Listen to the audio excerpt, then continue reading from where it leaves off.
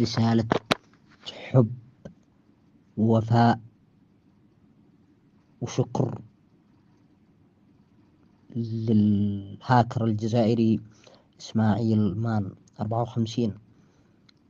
رغم الحملات الشنيعة التي بيشنها القطعان من الكلاب المأجورين ومن الحمقاء المغفلين باتجاه هذه البطل العربي ابن الجزائر العظيمة، ابن بلد مليون شهيد، الشعب الحر المناضل، إسماعيل مان هاكر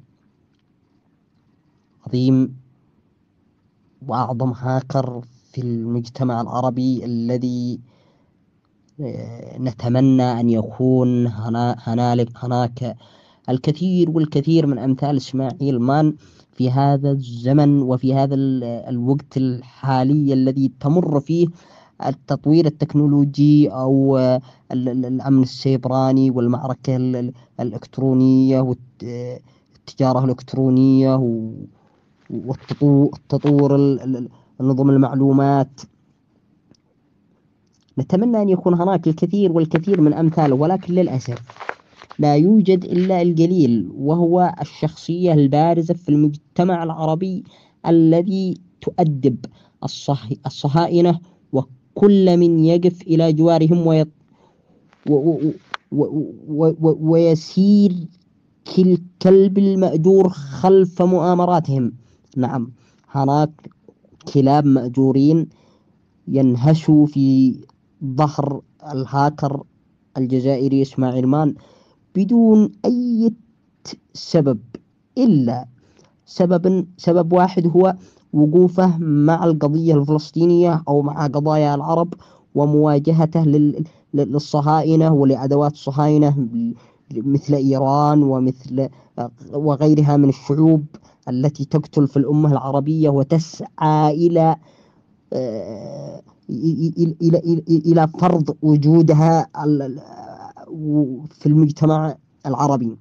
إسماعيل مان هاكر يعجز التعبير عن وصفه، وأود أن أوصل رسالة قصيرة للكلاب المأجورة: فإنكم مهما فعلتم ومهما قلتم ومهما نشرتم ومهما روجتم من أكاذيب وأباطيل ومهما فعلتم من مكائد لن تصلوا إلى مبتغاكم ولن تهزوا شعرة واحدة من شعر إسماعيل مان، وكلنا إلى جواره وكلنا سند ظهره في كل شدة وفي كل محنة. ولن تمر مؤامراتكم القذرة وحربكم الشنيعة، ولن تصل إلى أهدافها البغيضة إطلاقا. وأرسل هذه الأبيات المتواضعة إليك أخي إسماعيل مان، وأقول لك: انطلق وواصل طريقك ونحن لك سند وعون.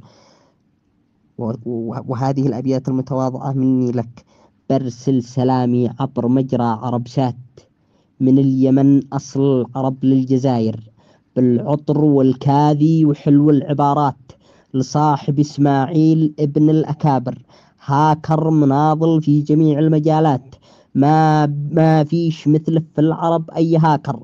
الحرب حرب القرصنة والصناعات، صراع قايم بين مسلم وكافر، حرب إلكترونية بكل المنصات والأمر غير اللي نشوفه وظاهر.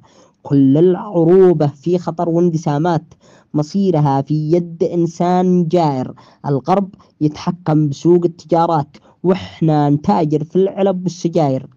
لا أطيل الكلام ولا أطيل الحديث، فرسالتي إليك أخي إسماعيل: استمر وامضي في طريقك ولا تلتفت للكلاب المأجورة، وارفع رأسك وجبينك إلى السماء.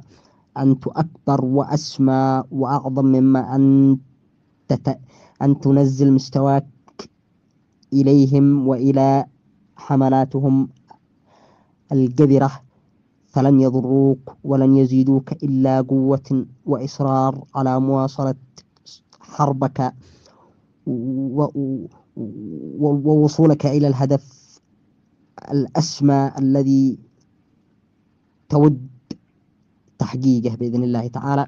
محبتي لك أخوك الشاعر أبو ضرغام الحجوري من اليمن الميمون، تقبل تحياتي.